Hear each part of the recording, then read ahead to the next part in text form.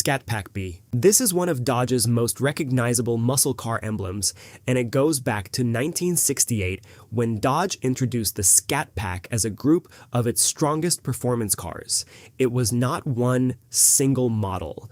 It was more like a performance group that included cars like the Charger RT, Coronet RT, Dart GTS, and Super Bee. The emblem was a cartoon bumblebee wearing a racing helmet, with wheels instead of legs and an engine sticking out in front. It looked strange for a muscle car badge, but that was part of why people remembered it. Dodge was not trying to make the Bee look clean or expensive. It was supposed to look quick, loud, and a little ridiculous. The Bee also matched the bumblebee stripes Dodge used on the back of some of these cars. If someone saw that stripe wrapped around the rear, it usually meant the car was part of Dodge's faster lineup. The name Scat Pack played off the Rat Pack, but scat also meant to move quickly or get out of the way, which made the little racing bee fit perfectly. Super Bee. This was not just another version of the Scat Pack Bee. The Super Bee was an actual Dodge muscle car, introduced in 1968 as Dodge's answer to the Plymouth Roadrunner.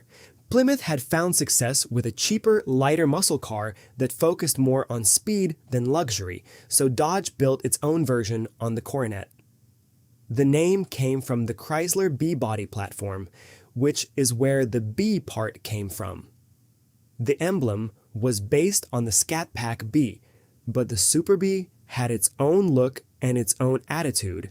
It usually showed the Bee with a helmet, goggles, and a more aggressive racing feel, almost like the regular Bee had been turned into a full character.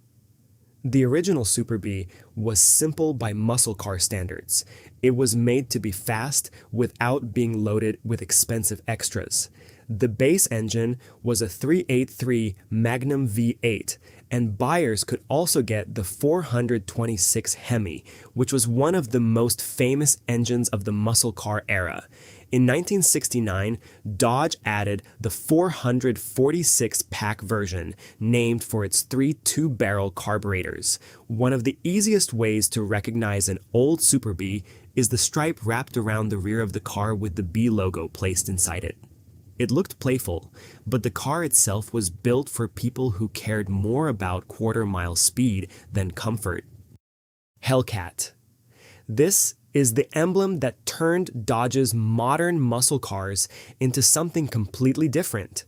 The Hellcat name first became famous in 2015 when Dodge put a supercharged 6.2-liter Hemi Phi 8 into the Challenger SRT Hellcat. At the time, the number everyone remembered was 707 horsepower, which was an absurd figure for a factory muscle car. The emblem shows the head of a snarling wildcat, usually facing sideways, with sharp lines that make it look more like a warning sign than a normal car badge. Unlike the Scat Pack Bee, the Hellcat logo was not playful or cartoonish. It looked mean on purpose, because the car underneath it was built around one thing, a huge supercharged engine. The name Hellcat also has older roots. It comes from the Grumman F-6F Hellcat, an American fighter plane used during World War II. Dodge used that name for the engine and the car, giving it a military-style feeling without making the badge too complicated. What made the Hellcat so different was that it was not some rare concept car or one-off drag build. It was a real production car people could actually buy from Dodge. A Challenger with over 700 horsepower, a factory warranty, and a badge on the side that looked like it was warning everyone nearby. Demon. This is where Dodge took the Hellcat idea and pushed it toward the dragstrip. The Dodge Challenger SRT Demon came out for 2018, and unlike the normal Hellcat, it was built mostly for one thing, launching as hard as possible in a straight line. The emblem showed a demon head with sharp horns, narrow eyes, and an angry grin. It looked more like a warning label than a regular car badge, which matched the car itself. The Demon came with wider bodywork, drag radial tires, and special features made for quarter-mile racing. The engine was still a supercharged 6.2-liter Hemi Phi 8, but it could make up to 840 horsepower on race fuel. Dodge also gave it a transbrake, launch control, and an optional crate with skinny front wheels and tools. The number that made it famous was 9.65 seconds in the quarter mile, fast enough that the NHRA required extra safety equipment before it could run at their tracks. Helephant. Unlike the other emblems on this list, the Helephant was never tied to a production car. It was created for Dodge's supercharged 426 cubic inch crate engine, which debuted in 2018 as a modern tribute to the legendary 426 Hemi, better known as the Elephant engine. The emblem showed a muscular elephant with large tusks and glowing red eyes, combining the old elephant nickname with the modern hellcat name.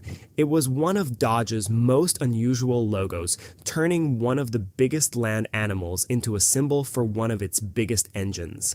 The Helephant engine produced 1,000 horsepower and 950 pound-feet of torque straight out of the crate, making it one of the most powerful factory crate engines ever sold by Dodge. Instead of buying a complete car, owners could install it into custom builds, giving classic muscle cars and hot rod supercar levels of power. Viper. Unlike the other emblems on this list, the Viper was not a performance package or an engine badge. It was the symbol of its own car. The Dodge Viper first appeared in 1992 as a lightweight American sports car built around one goal, delivering as much performance as possible with very few compromises. The emblem featured the head of a viper snake with long fangs and an aggressive expression. Over the years, Dodge introduced several versions of the logo, including the original Sneaky Pete, the redesigned Fangs, and the final Striker badge used on later models.